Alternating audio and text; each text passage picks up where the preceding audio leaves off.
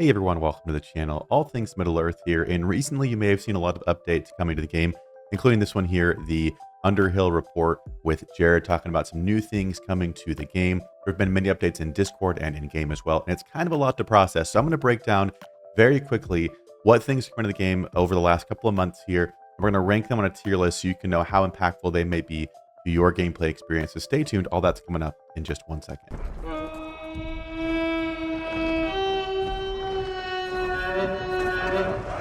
Now, jumping in, I want to make 2 points before we actually start ranking these items. Number one, this list is meant to be a quick reference for players who want to know what is going on in the game over the last couple of months or so, what they can expect to impact them in their gameplay experience. So it's a very quick reference as compared to the devs, where I feel like they use a lot of words, especially in Discord. If you're in the Discord and you see the text post they put, I'll put one on the screen for an example. There's a lot of text that covers a small amount of content coming to the game. So the goal of this is to very quickly summarize, this is what's coming to the game, and this is the impact we think it's going to have. Most of these were talked about on stream last night, and so we got several people, like dozens of people, chiming in and saying, hey, this is how we think this is going to look. But some of them will have just my own ranking if we didn't cover it on stream. But if there are any rankings you don't agree with or you think is better or worse, please comment down below, because I'd like this to be as accurate as possible. Now, the second final point before we jump in is that there will be links down in the description below for each of the points that we cover. So if there are any images from the Discord or videos or whatever that I can reference to make things more clear or have more details, those will be linked down below. So for those of you that want to dive in and learn more about the PvE servers, for example, I'll link that post down below. But in this kind of short form version, we're just going to put it up on the list and say, this is generally what it is. This is how we think it's going to impact the game, and move on. But if you want more details, those will be linked down below for your convenience. Now, the first thing talked about in the video is the changes to the season goals and season rewards. And very quickly put, they're going to be tightening up how you get rewards, the things you have to do to get the max rewards in the game. And they're putting more of an emphasis on individual play over team play. So for example, the picture on the screen here, they talked about needing to capture more capitals or more of these significant keeps to get the most rewards in a season. They've also talked about and shown in graphics how individual players' rankings will dictate the rewards they get. So just because your faction or your group wins the server, has the most land, has the ring, whatever, doesn't mean you will necessarily be guaranteed the top rewards if you did not really participate or play in the season. So I think there's some good and bad to this. Number one, I think the bad thing is it's going to incentivize big groups to take more things from small groups. And usually, if there's not a reason, a lot of groups are pretty nice and let players keep capitals, which does help people have a better time. So the fact that now there are actual rewards linked with taking more capitals and more structures from enemies, I think that could be rough on smaller groups that go into the game. So that is the downside I see. The upside is the individual focus. It means players can't just jump in and not really do things. It's going to be very obvious if they're not active. If you're not in the top 200 in terms of contribution ranking for your team you're playing with, that's pretty low. Again, the top, at least in my experience, the top 50 is a pretty high amount. Those kind of are interchangeable. A lot of players move up and down there. But beyond that, like into the 50 to 100, even like 150 to 200, those numbers aren't ridiculously high. So to me, just being active for the course of a season and playing a game, playing as a team is I think going to get you a high enough rank to do that. So I think the encouragement for players to individually have more impact is a positive thing. However, I think the encouragement for teams to take more structures just to get more rewards is kind of a downside. So I'm putting this at a B tier ranking. We'll obviously see once it's actually in the game, and once we really see what teams end up doing with this, we'll see what it ends up being like. But to me, that is going to be a B ranking. I will say on this note of end of season rewards and goals, there are two additional kind of sub points that I didn't rank with it super highly.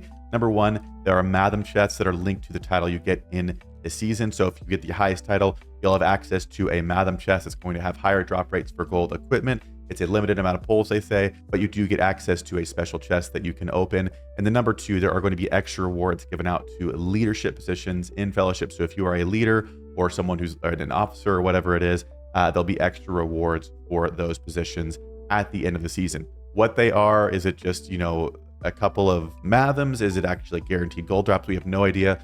As someone who's led for 9-ish seasons, it definitely sounds kind of nice to get a little bit of a kickback because you put a lot of time in, but we'll see what that actually ends up being. But again, we're going to rank the whole thing at a B because it's kind of unknown, and I think there are some pros and cons to it. Next up is the village system. I'll put some pictures on the screen as well so you can see what this kind of looks like. But the village system is really a glorified group chat in the game.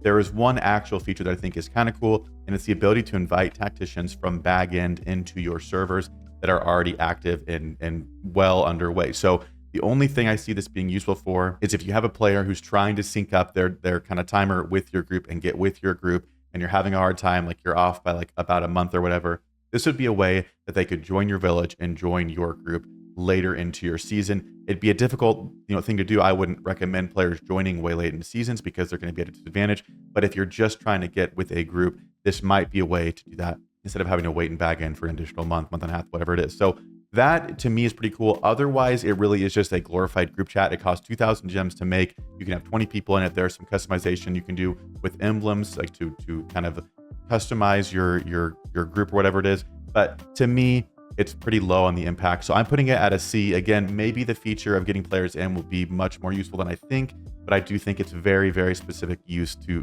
just the odd player here or there who wants to play with a group, doesn't want to wait and wants to get in and kind of sync up their timers together. But otherwise, I think it's pretty underwhelming. So we're putting the village system in the C tier. The next one, and this could potentially be one of the best changes that has ever come to the game. So hopefully I have your attention.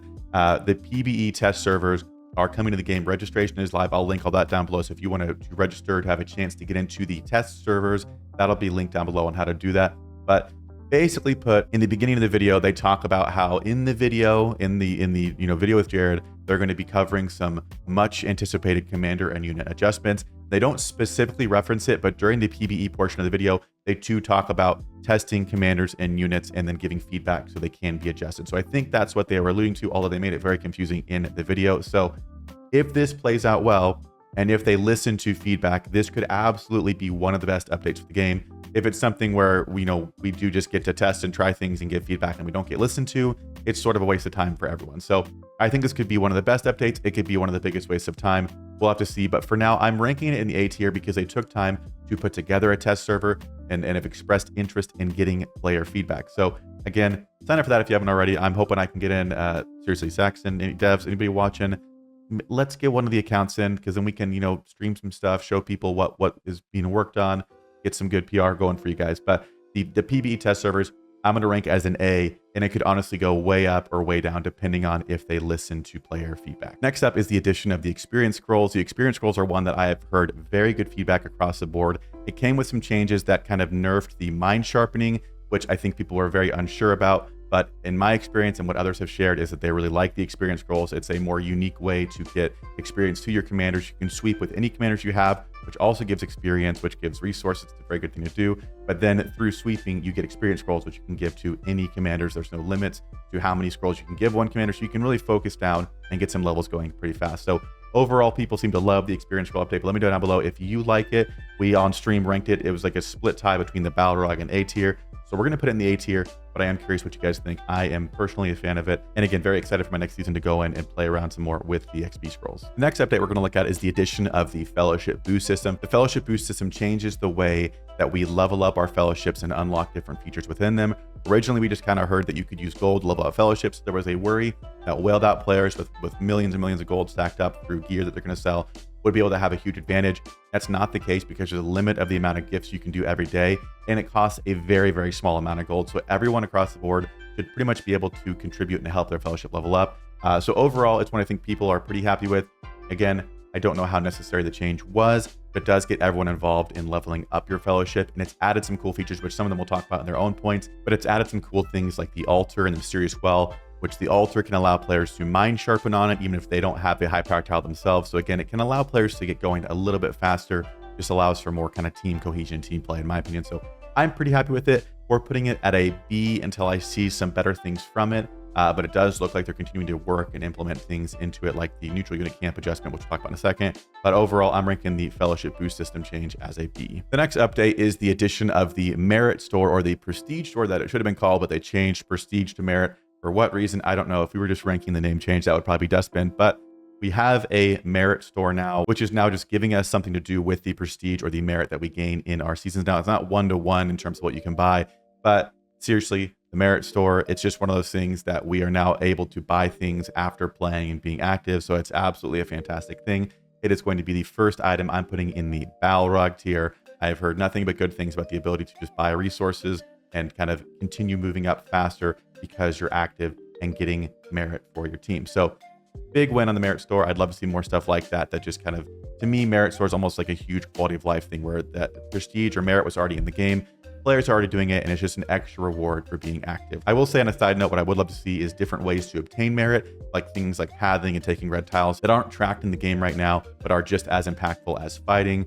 So cleaning, pathing, even sieging. If there was a way to gain merit from doing those things, I think that'd be even better. But for now, I think the merit score is a fantastic change and definitely deserving of the Battle Rock tier ranking. Now, speaking of the neutral unit hall, I mentioned earlier when we were talking about the Fellowship boost system, the neutral unit hall is a way, something you unlock through the Fellowship boost system, that your Fellowship, as you level it up, can pick a few, up to 2, I believe, neutral units that everyone can have access to. Now, there are some limits in the amount of command you can do. I think it's between 50 and 60 command a day that you can hire through this, but it's going to allow everyone in a server to have an even playing field in terms of the neutrals they have access to. Now, obviously, if there's a limit to what you can do each day, that does change things a little bit, but a lot of the units, you don't really need that much. If you can do war drummers with this feature, there is support trip. You don't need to have a ridiculous amount. If you're doing eagles or fell beasts for speed, that could be fantastic because you don't need, to keep making them nonstop. You just use them to path around. So things like that, I think, are very, very cool. Obviously, there are some that you might want to get more of, but still, the ability to kind of level the playing field in terms of neutrals is, I think, a fantastic idea. I think it makes other areas a little bit more desirable now, because before, there are certain areas where you want to go and spawn in with your group because of neutrals. Now, if you can have access to some of those in other places, it'll allow players to, I think, spread out and have a better early game to mid-season experience. So neutral unit hall is getting an A ranking from me. I've not played with it personally. I've talked to people who have. People seem to like it, but I'm excited to try it a little bit more and see how impactful it is on a season now that everyone could have access to all the same neutrals. But seriously, let me know what you guys think of it if you play with it, but I think it's a fantastic update. The next one, and this is a very big one, it is the settlement style system. The update that is basically removing factions from the game, excluding War of the Ring. Every faction, so they say, is going to have the settlement style system. I'll put a picture on the screen of how that will look. But instead of going in and choosing a faction, which then governs the units you have, the tier 4 unit you have, and where you spawn, you'll pick a settlement style system, which will work the same way, but there are more areas that you can kind of spawn in with that certain style. And it allows for more individual play within teams. So certain areas have 4, 5, or 6 settlement styles you can be in. So different players in your team can choose a style or a tier 4 or whatever it is that works best for them, but still play together on the same team. So a little bit similar to the Kings of Men campaign. It does seem like that is where the game is going for the most part. So I'm ranking this in the A tier. I think it's a very good change. I think it just allows players to have more of an individual focus so they can have a better season or a better experience with units or a tier 4 unit that works best with their roster, but still play with their friends that they want to play with. So I think it's a good thing. Again, it's a very much, I think, a non-role play change. So we're not necessarily talking about that specifically, but I think that's another hot topic is the game going more non-role play versus role play? I think it is. But we'll have to see once we're really live. I think right now the first servers are registering in backend to try this out. That beyond season 1. Season 1 has had some of these go through that are being tested. But overall, we're going to put the settlement style system in the A tier, and I think it's one that could definitely go up or down depending on how they implement things and depending on how players receive it. Now, it wouldn't be a proper tier list without putting something to dustbin. This is one thing that wasn't actually mentioned in an update, but was brought up in stream. Apparently, there have been some changes to the battle pass, which basically removed all of the mithril that you could get from the battle pass and just added other things in that are not as valuable, especially as a free-to-play or a very low-spending player who only gets mithril through the battle pass.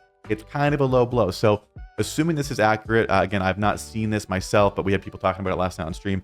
So comment down below if you are experiencing these changes as well. Let me know what you think. But to me, if they've kind of just nerfed or removed things from the battle pass that make it a slower process for low-spending players, I think that's an absolute dustbin and unnecessary update. It's also getting dustbin because it's not something they mentioned in an update. Maybe they knew they'd get an uproar for it. But if you're going to change how the battle pass fundamentally works, I think that requires its own post so players can at least have that information and choose to buy it or not to buy it. So just to find out the battle pass has changed is kind of a lame thing. So assuming, again, if that ends up being correct and what I think it is or what it sounds like it is, I think it's a dustbin update. Let me know if you guys have seen that and what you think of it, but we'll put that one in the dustbin for now. And last but not least, well, maybe least, is the Midsummer Jaunt event. This just went live. I'll put a picture on the screen. All this event, which they do use the word event to describe it, is a basically week-long login calendar, which I think some players are like, hey, it's free gems, I'll take it. At the end of the day, login calendars are things that are very common in almost every single mobile game, except a lot of games have like month-long calendars. They do things for different times. A lot of games have multiple calendars running at the same time. So just logging in, you get stuff every day. So to me, the Midsummer Jaunt, just adding a week-long calendar, it's just not very good. So I'm putting that in the dustbin personally. I think some people were pushing for C or B tier just because it's like, hey, it's free gems. And you're not wrong. It is free gems. If you're free to play, that's great. You get some free gems. But this is a game that in the past we've had other very good events that have allowed us to be social and interact with our friends in the game, to get gear, to have fun and engaging events, all that kind of stuff. And those have just kind of stopped. We've never gotten an explanation about it. Again, I'm not a game designer, so I don't know how it works. In my mind, I just don't know why they can't just repeat events they've done in the past if they've already been put into the game. But maybe it's more complicated than that. So who knows? If you're a game designer, comment and let me know that it's maybe more difficult. But at the end of the day, the events, the things that should be giving us more reasons to log in, are really lackluster lately. So the midsummer jaunt is going to join the kind of bad battle pass changes in the dustbin. But that is going to do it for our update tier list. Again, kind of want to change the style of going through content here. So hopefully you guys like this kind of quick reference to go through the changes of the last month or so. If I missed anything, or you want to talk about something, please comment down below. I'd love to have some conversations. I couldn't cover every single line of post that was put out in the Discord over the last couple of months because we would have been here for 45 minutes. And the whole point is to make this as quick and concise as possible. So let me know what you think of the most recent updates in the game. Did I nail the tier list? Did I botch the rankings? Let me know down below. But as always, I appreciate you guys watching, and I will see you in a future video.